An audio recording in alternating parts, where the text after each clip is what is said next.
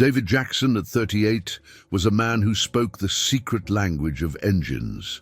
In his workshop, a sweet-smelling sanctuary of grease and heated metal, he saw not just parts, but mechanical symphonies waiting for a conductor. A widower for almost 10 years, his life revolved around two axes: the satisfied purr of a newly fixed engine and the smile of his teenage daughter Jasmine, his true north. On that Monday morning, his hands, calloused by decades of work, moved with the delicacy of a surgeon over the heart of an old Mustang, feeling the vibrations, listening to the story the metal told him. He didn't have a diploma hanging on the wall, but he possessed something no university could teach: pure mechanical genius, an intuition that had transformed him into a silent legend in the neighborhood. Hundreds of miles away, in a cold, glass-walled boardroom at Precision Automotive, the silence was heavy and awkward. Rebecca Williams, the chief engineer, looked at the experimental electric motor prototype, the X7, as if looking at a personal enemy. In her impeccable pantsuit, and with a gaze that measured people's worth by their academic titles, she felt failure as a physical affront. For 3 weeks, her elite team, 5 engineers with master's degrees, couldn't get the damn thing to work. The tension was broken by the voice of an older engineer, almost a whisper. "You know, I heard even David from the workshop down the street could fix this." To Rebecca, that wasn't a suggestion. It was heresy, an insult that made the blood rush to her face, igniting a flame of arrogance and fury that was about to explode. The suggestion hung in the air like toxic smoke, and Rebecca Williams, feeling her universe of academic certainties being invaded by the dust of a suburban workshop, slowly rose. A thin smile, sharper than a razor, cut across her face. Her eyes swept the room, fixing on each of her defeated engineers before addressing the man who dared to utter David's name. "A fascinating idea," she said, her voice now a sweet, controlled venom. "In fact, it's a perfect teaching opportunity." She walked to the front of the room, transforming the space into her private stage. "Let's turn this hypothesis into a public experiment. If this genius from the street, this David Jackson, can fix our X7 prototype, which engineers with years of study and millions in equipment couldn't, Precision Automotive will grant him a consulting contract. $200,000. A murmur rippled through the room. The amount was astronomical, a prize that seemed to validate the gamble. But the omniscient narrator knew. For Rebecca, the money was just the golden bait in a carefully laid trap of humiliation. She wasn't betting on his possible success. She was investing in the certainty of his spectacular failure, a show she herself would direct to reassert the natural order of her world, diplomas on top and grease monkeys in the dust. Then, with everyone's attention captive, she delivered the masterstroke, the part of the bet designed to destroy not only the man's reputation, but his soul. "And there's more," she continued, with a theatrical sneer that made her assistant, Jake, smile knowingly. "If he can accomplish this feat in, say, 5 days by next Friday, I will not only give him the contract, in a gesture of humility before such raw talent, I will marry him." The laughter that followed was cruel, echoing through the room. Before the shock could dissipate, Rebecca pulled out her smartphone. "Jake, start recording. Let's document our hero's journey. This will be an internal, company-wide campaign, a case study on the thin line between confidence and utter cluelessness." Hours later, David was wiping his hands when Jake himself, tablet in hand and a smug smile, appeared in his workshop. He pressed play. David watched the video, the arrogant challenge, the humiliating marriage proposal, and the laughter. He didn't just feel anger. He felt that woman's poison infiltrating his world, threatening the sanctuary he had built for himself and Jasmine. A man's honor, he knew, was all he had, and Rebecca Williams had just spit on his for the whole world to see. The next morning, a Precision Automotive truck, its blue and white logo shining in the sun, parked in front of David's modest workshop. 2 technicians, with an attitude that mixed curiosity and disdain, unloaded the X7 prototype. The machine, a sculpture of polished metal and colorful wires, looked like an alien artifact in David's sanctuary, a world of cast iron and mechanical honesty. After they left, David didn't pick up a single tool. For almost an hour, he just walked in circles around the engine, like a wolf studying unfamiliar prey. He touched the cold casing, ran his fingers over the cable bundles, and most importantly, he listened to the deep silence of failure. The narrator, who knew the secrets of David's heart, knew he was emptying his mind of the noise of the challenge, the humiliation, Rebecca's arrogant face. He needed to hear only the truth of the machine. And when he finally opened the main panel, his intuitive genius cried out. The failure was not a cascade of errors, as one would expect from a design flaw. It was a clean, surgical cut in a power distribution microcontroller, a part that shouldn't fail that way. Not there, not like that. It seemed intentional. It seemed like sabotage. That thought, cold and sharp, changed everything. It was no longer a matter of repair, it was a matter of crime. While David had his first revelation, Rebecca Williams' humiliation campaign went into high gear, orchestrated with the precision of a military operation. Daily emails with the title Challenge Diary Day 1 were fired off to all Precision employees, containing photos of David in his workshop with sarcastic captions about backyard engineering. Jake, her loyal and venomous assistant, was a master of social media. He created cruel memes, David's face photoshopped onto a bride's body in a tattered white dress with the caption, "Ready for the big day." A slow-motion video of David wiping grease from his hands was set to a tragic opera aria. Cruelty was the point, demoralization was the goal, but the poison was not contained within the company's walls. It leaked into the outside world and, inevitably, reached Jasmine's cell phone. At school, she saw classmates laughing at a meme of her father. She felt her face burn with shame and fury. She came home quiet, but David saw the wound in her eyes. At that instant, the fight stopped being about his honor. It became about his daughter's pain. The anger in his chest transformed into something colder and harder, a steel determination. He wasn't just going to fix that engine. He was going to expose and destroy the woman who dared to use his daughter as a weapon. The suspicion of sabotage was like a loose gear in David's mind's engine, noisy, persistent, and dangerous. He knew his intuition, however brilliant, was not proof. He needed more than a feeling. He needed experience, someone who knew the inner workings of precision automotive as well as he knew those of a V8 engine, and only one name came to mind: Samuel Torres, a 70-year-old man whose hands contained the map of 4 decades of company history. David found Samuel on his porch tending to his prized bonsais, a perfect metaphor for his patience and precision. Upon hearing the story, Samuel's eyes, usually serene, hardened. He showed no surprise, but rather a dark recognition, as if reuniting with an old ghost. "Let me see the photos you took of the microcontroller," he asked in a deep voice. David showed him the images on his cell phone. Samuel adjusted his glasses, zoomed in, and then let out a heavy sigh, laden with the weight of bitter memories. "I've seen this before, kid. Same signature. A clean, almost elegant failure made to look like a manufacturing defect. It happened in '98 with Miller's diesel engine project, and again in 2005 with Chen's injection system.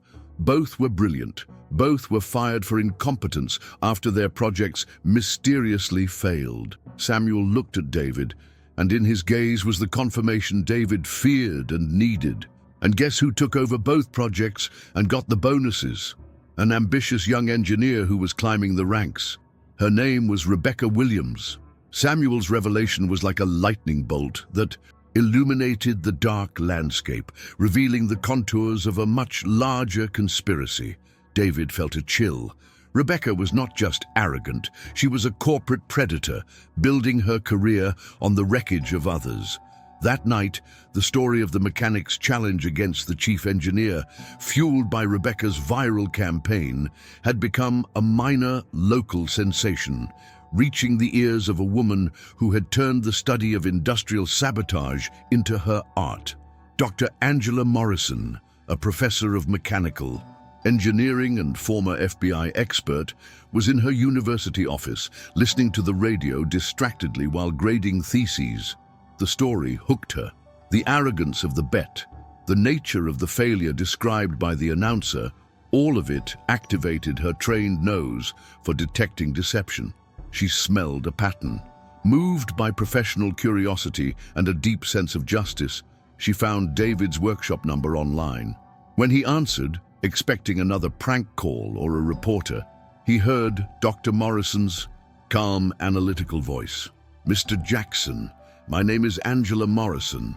I used to investigate accidents for the government. What they're doing to you isn't a bet. It's a corporate lynching, and I suspect the engine didn't fail. It was murdered. If you'll allow me, I'd love to help perform the autopsy." For David, that call was a sign. He was no longer alone in a street fight. Now, he had an army. David Jackson's workshop was no longer a workshop. By Tuesday night, it had transformed into a command center, a headquarters for a silent war. The X7 engine, now partially disassembled, rested under a work lamp like a patient in an operating room.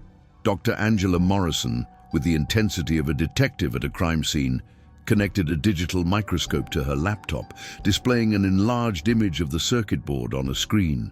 "Here," she said, pointing to the microscopic fissure. "The edges are too smooth. An energy overload would melt the junctions, leave carbon residue. This here was cut by a focused electromagnetic pulse. It's a military-grade sabotage signature, not a defect." Across the workbench, Samuel Torres, the guardian of Precision's memories, opened a dusty cardboard box.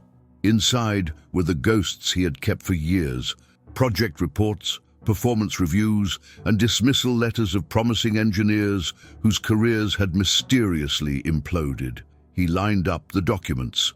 Miller's project in '98, Chen's in 2005, Anaya's in 2012, all black or women, all accused of catastrophic failures. And in each of these reports, the same signature: Rebecca Williams' team taking over, receiving generous bonuses and promotions. David looked at it all, and the initial anger gave way to icy clarity.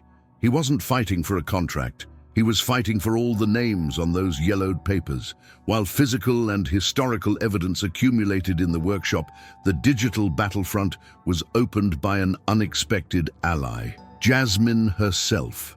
No more crying. The pain of humiliation had turned into cold, focused fury.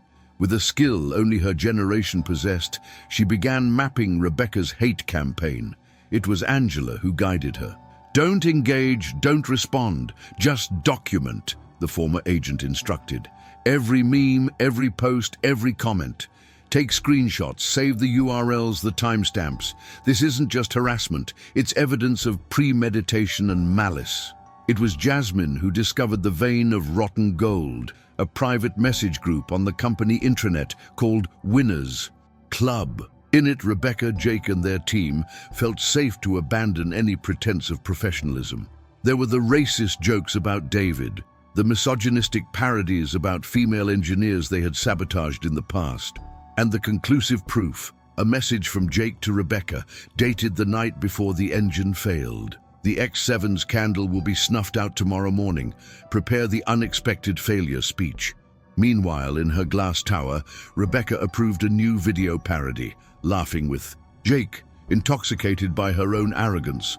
She believed she was writing the story of David's humiliation, unaware that every click, every post, was another nail being hammered into her own coffin. With the evidence safely in Angela's and Samuel's hands, David finally turned to the engine on Wednesday. The investigation was over. Now, the art began. He felt the Friday deadline approaching not as a threat, but as the curtain about to rise.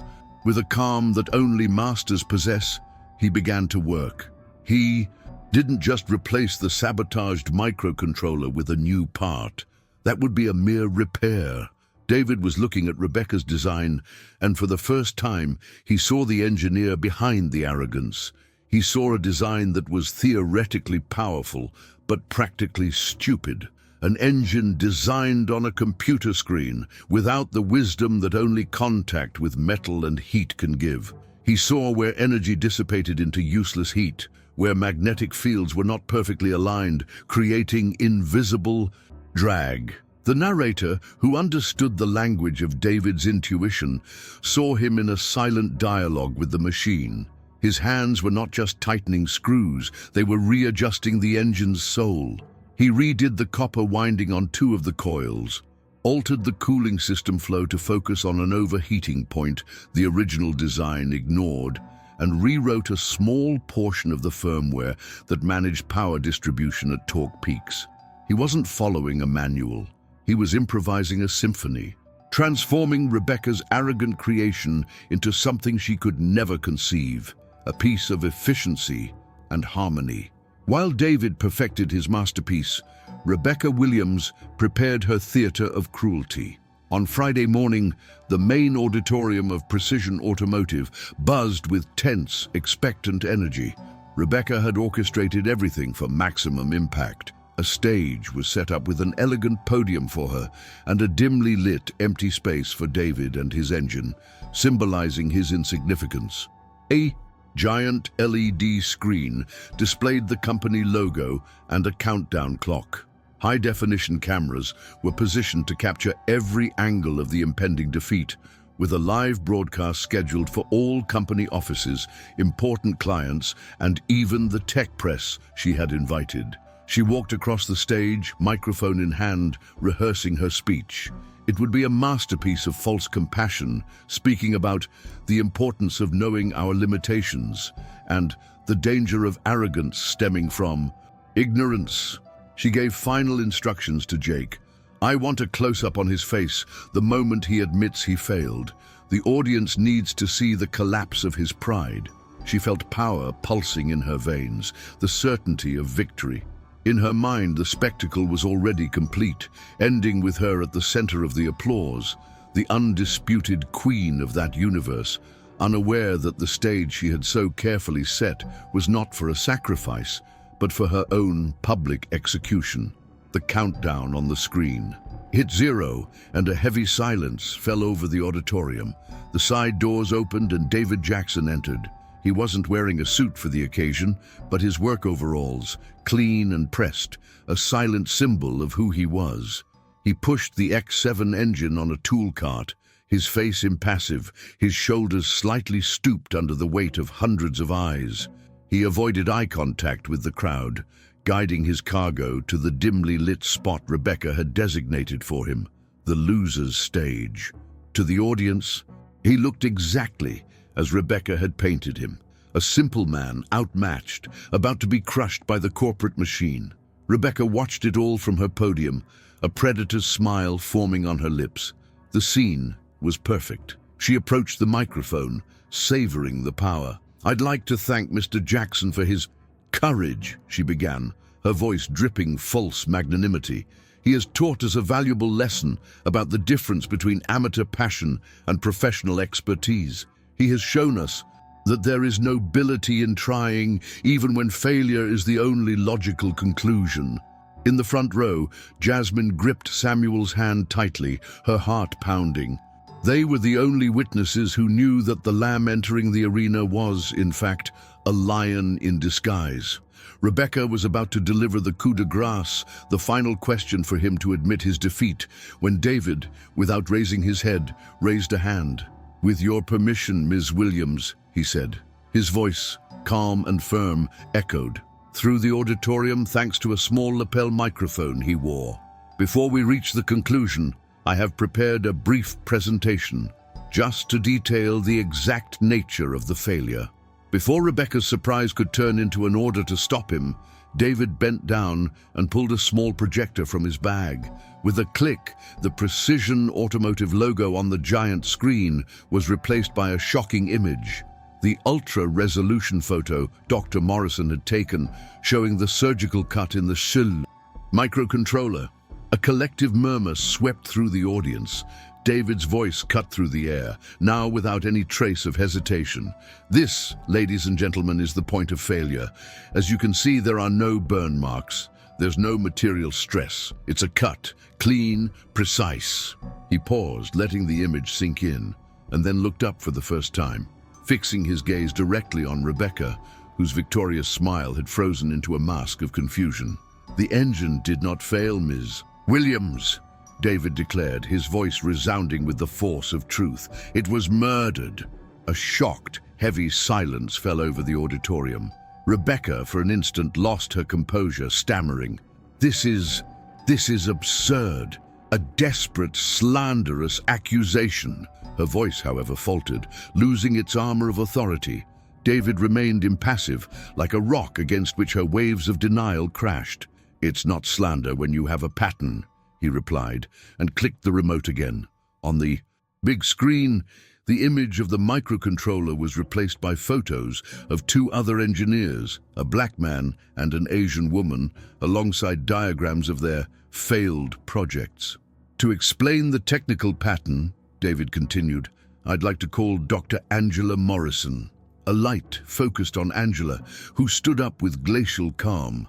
With the precision of an FBI expert, she explained the identical electromagnetic pulse signature in the three projects, separated by years, a statistically impossible anomaly to be a coincidence. "And to explain the human pattern," David said, and the light moved to Samuel Torres. The old mechanic stood up, the dignity of his 4 decades of service enveloping him like a cloak. In a firm voice, he told the stories, the names, the dates, and how, in each case, Rebecca's team directly benefited. David's final click revealed an organizational chart that linked each sabotage to a promotion or bonus for Rebecca, totaling over $1.2 million. The accusation was no longer about an engine. It was about a decade-long criminal conspiracy. The atmosphere in the room had transformed from a corporate spectacle into a courtroom scene. The air was thin, but David was not yet finished. His voice, once calm and factual, gained a cold, steel-like tone. "But the systematic fraud, the theft of careers and dreams, that's just the professional crime," he said, letting the phrase hang in the air. "There's also the moral crime, the culture of hatred that Ms. Williams and her assistant, Jake, cultivated." One last click, and hell broke loose. The big screen was flooded with screenshots of the humiliation campaign. There was David, his face pasted onto a bride's body. There were the racist parodies, the dehumanizing comments. A collective gasp, a sound of pure horror, swept through the crowd.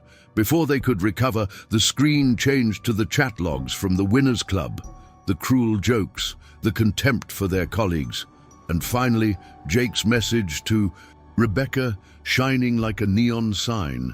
"The X7's candle will be snuffed out tomorrow." Rebecca looked at the big screen, then at the faces of her bosses and clients on the video screens, their expressions like stone. She looked at Jake, who looked about to faint. The humiliation she had so carefully planned for David now enveloped her like a consuming fire, forged with the flames of her own cruelty, for all to see her true soul, small, rotten, and exposed. In the deafening silence that followed, where the evidence on the screen hung like a death sentence, David stepped away from the podium. He ignored Rebecca, who remained paralyzed, a statue of shattered arrogance. He ignored the crowd. His focus returned to the only innocent character in that tragedy, the engine. With the calm of a man returning home, he connected a single power cable and, on a small control panel he had built himself, pressed a switch. There was no ignition roar, no burst of energy. What was heard was a sound no one there expected, a hum, a low, clean, constant, powerful hum. It was the sound of mechanical perfection, of harmony between parts, a melody of efficiency that filled the auditorium. David picked up the microphone one last time. "I not only repaired the sabotage damage," he said, his voice clear and firm over the machine's hum. "I optimized the design. The screenshots on the big screen were replaced by a real-time data graph coming directly from the engine. Ms. Williams' original design had a theoretical efficiency of 78%. Mine, he paused as the numbers stabilized, operates with an energy efficiency of 93%, a 15% increase. A single pair of hands began to applaud in the front row. It was Jasmine, then Samuel, then Angela, and like a wave, the sound spread, growing into a thunderous applause, a standing ovation from an entire auditorium, recognizing not only the victory, but the undeniable manifestation of a genius. The applause was interrupted by a grave, amplified voice that silenced everyone. On the giant screen, the face of Precision Automotive's CEO, Mr. Harrison, who had been silently watching everything, appeared in close-up. His eyes were cold as the Arctic. "Rebecca Williams and Jake Miller," he said, each word falling like a granite slab. "Consider yourselves dismissed, effective immediately. Security will escort you out of this building. Your company access, physical and digital, has been revoked at this very moment." In a corner, two uniformed security guards began to move discreetly towards Jake and a catatonic Rebecca. "Additionally," the CEO continued, his voice leaving no room for doubt, "a full copy of all evidence presented today by Mr. Jackson, along with the results of our own lightning-fast internal investigation, was sent an hour ago to the Board of Directors and the Department of Justice. You are not just unemployed, you are the focus of a federal criminal investigation for fraud, industrial sabotage, and civil rights violations." The humiliation planned by Rebecca was complete, but she was the ultimate victim. As she was escorted out, passing the man she tried to destroy, the only thing she heard was the soft, constant hum of his engine, the sound of her complete ruin and poetic justice being executed with 15% more efficiency. 6 months later, Precision Automotive's universe had reconfigured around a new center of gravity. Where Rebecca's sterile, intimidating office once stood, there was now the Innovation and Inclusion Center, an open, vibrant, and noisy space full of whiteboards, prototypes, and most importantly, young engineers of all races and backgrounds. At the heart of it all was David Jackson, the new Director of Technological Innovation. He didn't wear a suit, but a shirt with rolled-up sleeves, moving between workstations, not as a boss, but as a mentor. He led the program he himself created, which recruited raw talent from community colleges and technical schools, young people who, like him, had fire in their eyes and grease under their nails. Meanwhile, justice ran its relentless course. Rebecca Williams was a ghost, her name a stain on the industry, her career an anecdote about the self-destruction of arrogance. Drowning in civil and criminal lawsuits, she had lost everything. Jake, in turn, sank even further. The federal investigation discovered that he was selling sabotaged project secrets to a competitor, adding industrial espionage to his list of crimes, guaranteeing him a long stay behind bars. The role reversal was absolute, a testament that power built on wickedness is, by nature, a fragile structure.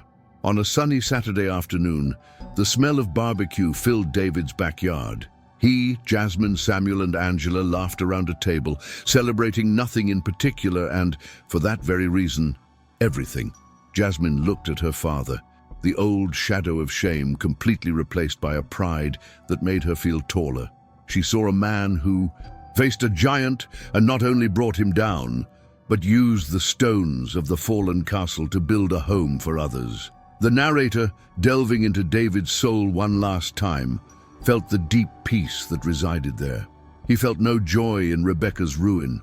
His victory was not in her fall, but in the rise of many. It was in the hum of the optimized engine, in the laughter of the young engineers he now mentored, in his daughter's happy gaze. He realized that the truest justice is not an act of revenge, but an act of creation. It is proof that competence can silence prejudice, that dignity is an impenetrable shield, and that intelligence, when driven by courage, is the only tool needed to dismantle the most complex engine of hatred and arrogance piece by piece, and build something much better in its place.